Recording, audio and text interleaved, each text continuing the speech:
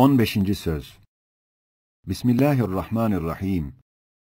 وَلَقَدْ زَيَّنَّا السَّمَاءَ الدُّنْيَا بِمَصَابِيحَ وَجَعَلْنَاهَا رُجُومًا لِلشَّيَاطِينَ. Ey kozmografyanın ruhsuz meseleleriyle zihni darlaşan ve aklı gözüne inen ve şu ayetin azametli sırrını o sıkışmış zihninde yerleştiremeyen mektepli efendi. Şu ayetin semasına 7 basamaklı bir merdivenle çıkılabilir. Gel beraber çıkacağız. 1. basamak. Hakikat ve hikmet ister ki, zemin gibi semavatın da kendine münasip sekeneleri bulunsun. Lisan-ı şer'ide o ecnas-ı muhtelifeye melaike ve ruhaniyat tesmiye edilir. Evet, hakikat öyle iktiza eder. Zira zemin küçüklüğü ve hakaretiyle beraber zihayat ve zişuur mahluklardan doldurulması ve ara sıra boşaltılıp yeniden zişuurlarla şenlendirilmesi işaret eder, belki tasrih eder ki, şu muhteşem burçlar sahibi, müzeyyen kasırlar hükmünde olan semavat dahi, zişuur ve zevil idrak mahluklarla doludur. Onlar dahi ins ve cin gibi, şu alem sarayının seyircileri ve şu kainat kitabının mütalacıları ve şu saltanat-ı rububiyetin dellallarıdırlar. Çünkü kainatı haddü hesaba gelmeyen tezyinat ve mehasin ve nukuş ile süslendirip tezyin etmesi, bilbedahe mütefekkir istihsan edici ve mütehayyir takdir edicilerin enzarını ister. Evet, hüsn elbette bir aşık ister, taam ise aç olana verilir. Halbuki ins ve cin şu nihayetsiz vazifeye, şu haşmetli nezarete ve şu vüs'atli ubudiyete karşı milyondan birisini ancak yapabilir. Demek bu nihayetsiz ve mütenevvi vazaife ve ibadata, nihayetsiz melaike envaı ve ruhaniyat ecnası lazımdır. Bazı rivayatın işaretiyle ve intizam-ı alemin hikmetiyle denilebilir ki, bir kısım eczam-ı seyyare, seyyarattan tut ta katarata kadar bir kısım melaikenin merakibidirler. Onlar bunlara izni ilahi ile binerler, alem-i şehadeti seyredip gezerler. Hem denilebilir ki bir kısım eczam-ı hayvaniye, hadiste tuyurun, hudrun tesmiye edilen cennet kuşlarından tut, ta sineklere kadar bir cins ervahın tayyareleridirler. Onlar bunların içine emri hak ile girerler, alem-i cismaniyatı seyran edip, o cesetlerdeki hasselerin pencereleriyle, cismani mucizat-ı fıtratı temaşa ederler. Elbette kesafetli topraktan ve küduretli sudan mütemadiyen letafetli hayatı ve nuraniyetli zevil idraki halk eden Halık'ın, elbette ruha ve hayata münasip şu nur denizinden ve hatta zulmet bahrinden bir kısım zişur mahlukları vardır. Hem çok kesretli olarak vardır. Melaike ve ruhaniyatın vücutlarına dair nokta namında bir risalemde ve 29. sözde 2 kere 2 4 eder derecesinde bir kat'iyetle ispat edilmiştir. Eğer istersen ona müracaat et. 2. basamak. Zemin ile gökler bir hükümetin 2 memleketi gibi birbirine alakadardırlar. Ortalarında ehemmiyetli irtibat ve mühim muameleler vardır. Zemine lazım olan ziya, hararet ve bereket ve rahmet gibi şeyler semadan geliyor, yani gönderiliyor. Vahye istinat eden bütün edyan-ı semaviyenin icmağı ile ve şuhuda istinat eden bütün ehli keşfin tevatürüyle melaike ve ervah semadan zemine geliyorlar. Bundan hisse garip bir hadsi kat'i ile bilinir ki, sekene-i arz için, semaya çıkmak için bir yol vardır. Evet, nasıl herkesin akıl ve hayal ve nazarı her vakit semaya gider, öyle de ağırlıklarını bırakan ervah-ı enbiya ve evliya veya cesetlerini çıkaran ervah-ı enbat, izni ilahiyle oraya giderler. Madem hıffet ve letafet bulanlar oraya giderler, elbette cesedi misali giyen ve ervah gibi hafif ve latif bir kısım sekene-i arz ve hava semaya gidebilirler. 3. basamak. Semanın sükût ve sükûneti ve intizam ve ıttıradı ve vüs'at ve nuraniyeti gösterir ki, sekenesi zeminin sekenesi gibi değiller. Belki bütün ahalisi mutidirler. Ne emrolunsa onu işlerler. Müzaheme ve münakaşayı icap edecek bir sebep yoktur. Zira memleket geniş, fıtratları safi, kendileri masum, makamları sabittir. Evet, zeminde ezdat içtima etmiş, eşrar ahyara karışmış, içlerinde münakaşat başlamış. O sebepten ihtilafat ve ızdırabat düşmüş ve ondan imtihanat ve müsabakat teklif edilmiş ve ondan terakkiyat ve tedenniyat çıkmış. Şu hakikatin hikmeti şudur ki, beşer şecere-i hilkatin en son cüz'ü olan meyvesidir. Malumdur ki bir şeyin semeresi en uzak, en cemiyetli, en nazik, en ehemmiyetli cüz'üdür.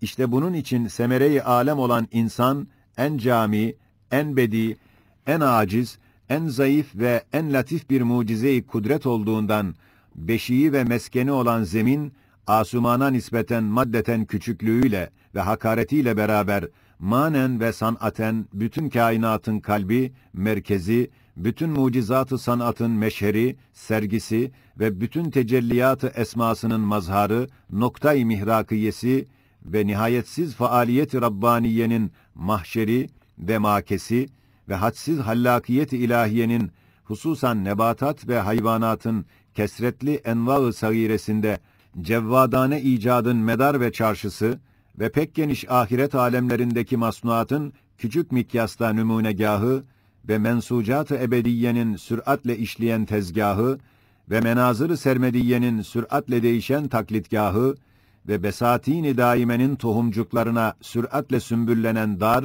ve muvakkat mezrası ve terbiyegahı olmuştur. Haşiye.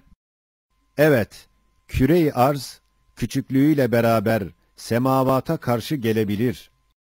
Çünkü nasıl ki daimi bir çeşme varidatsız büyük bir gölden daha büyük denilebilir, hem bir ölçek ile bir şey ölçerek başka yere nakledilen ve onun elinden geçmiş ve ona girmiş çıkmış bir mahsulatla zahiren binler defa ölçekten büyük ve dağ gibi bir cisimle o ölçek müvazeneye çıkabilir.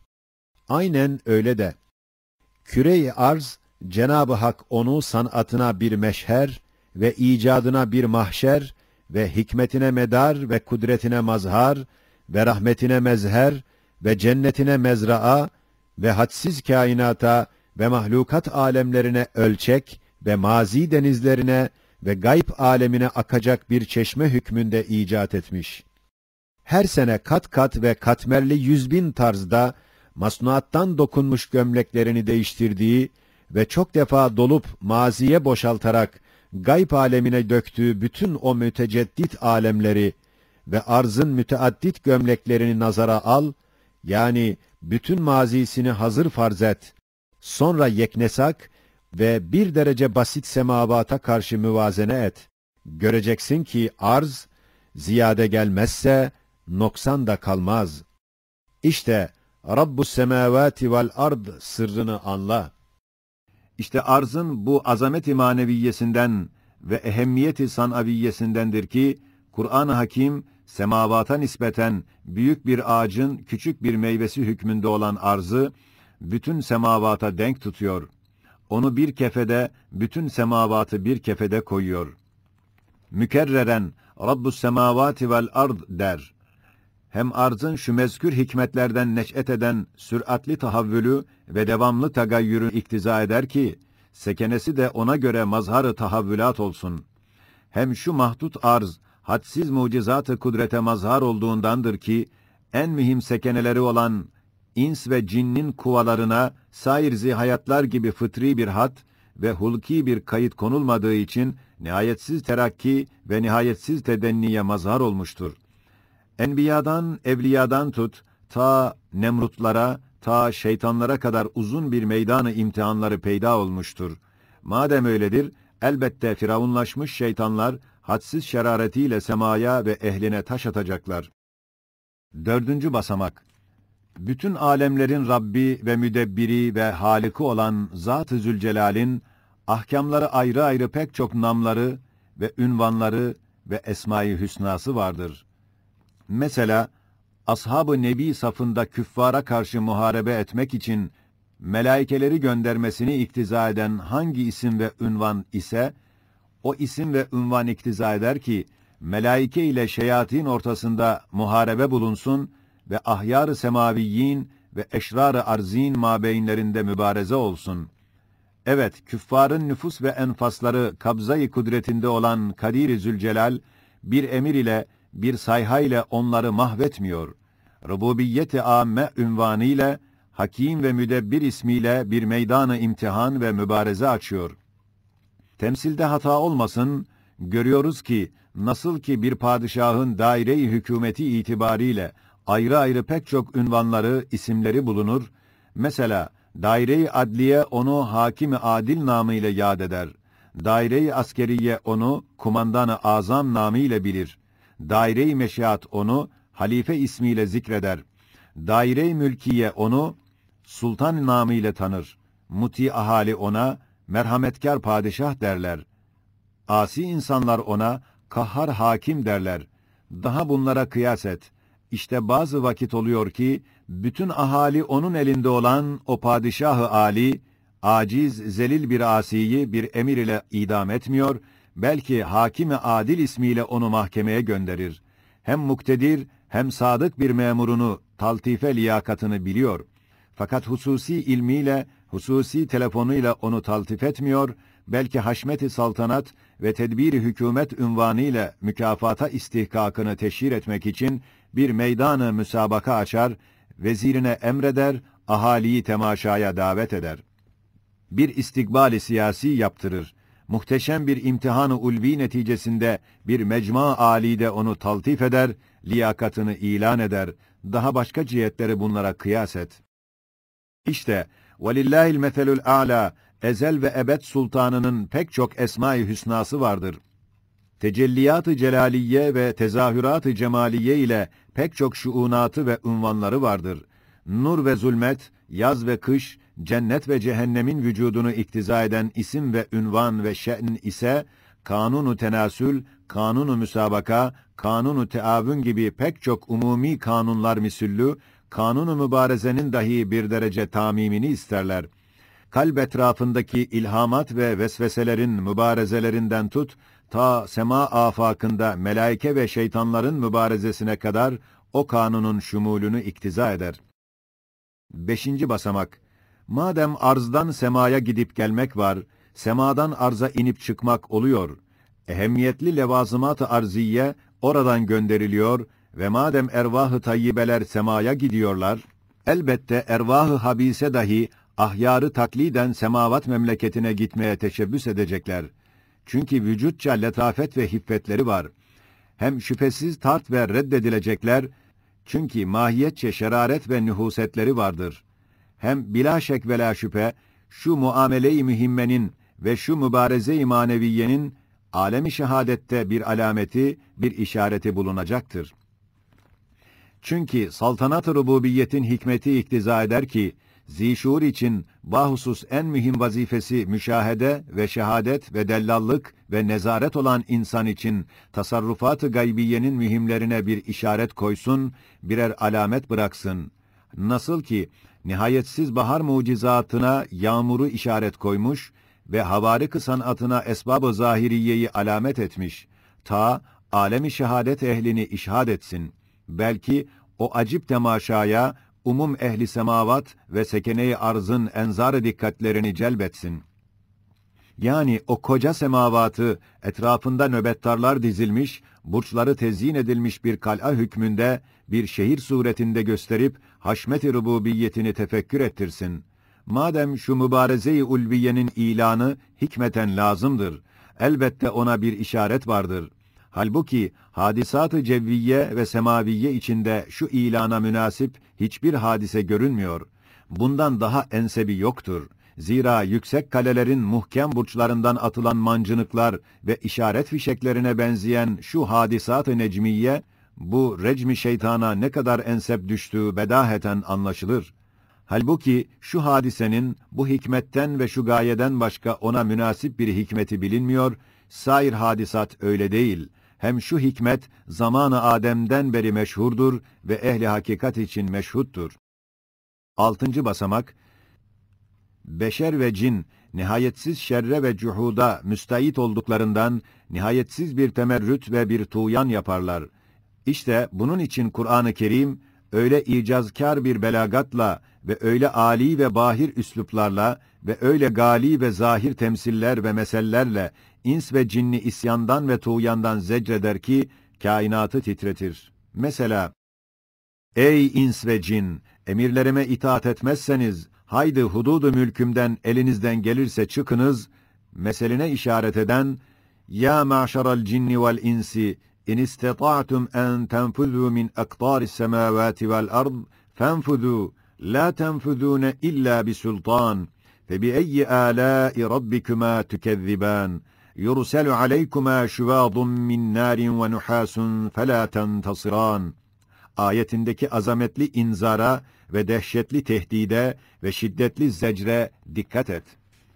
Nasıl ins ve cinnin gayet mağrurane temerrütlerini gayet mucizane bir belagatle kırar, acizlerini ilan eder, saltanat-ı rububiyetin genişliği ve azameti nispetinde ne kadar aciz ve biçare olduklarını gösterir.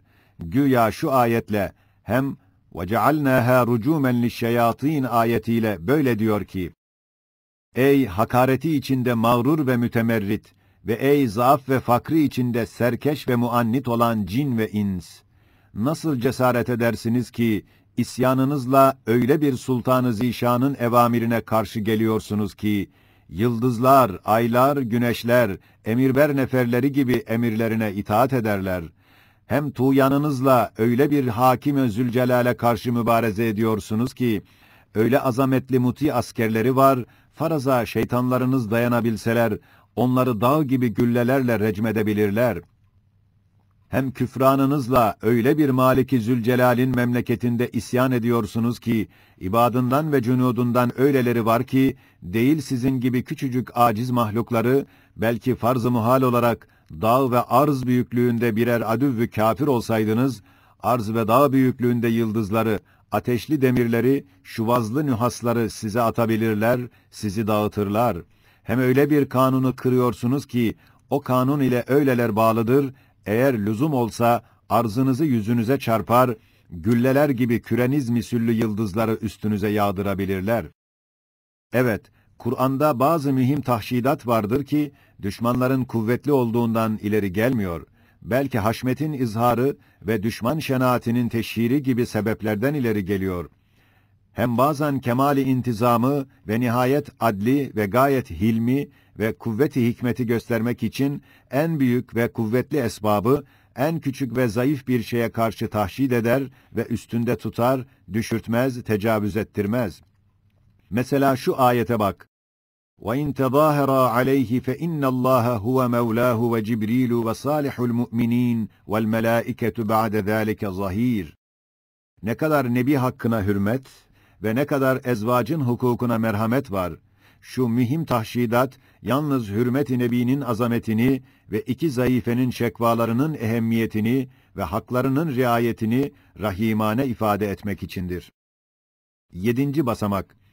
Melekler ve semekler gibi yıldızların dahi gayet muhtelif efratları vardır. Bir kısmı nihayet küçük, bir kısmı gayet büyüktür. Hatta gökyüzünde her parlayana yıldız denilir.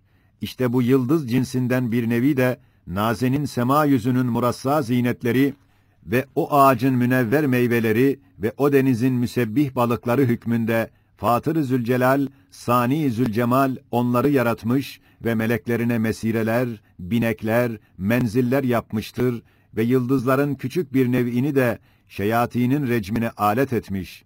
İşte bu recmi şeyatin için atılan şahapların 3 manası olabilir. Birincisi, kanun-u mübareze en geniş dairede dahi cereyan ettiğine remz ve alamettir. İkincisi, semavatta hüşyar nöbettarlar, muti sekeneler var.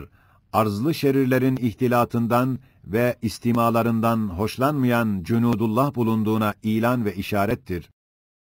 Üçüncüsü, muzahrafat-ı arziyenin mümessilat-ı habiseleri olan casus şeytanları, temiz ve temizlerin meskeni olan semayı telbis etmemek ve nüfus-u habise hesabına tecessüs ettirmemek için, edepsiz casusları korkutmak için atılan mancınıklar ve işaret fişekleri misüllü, O şeytanları ebvab-ı semadan o şahaplarla ret ve tarttır.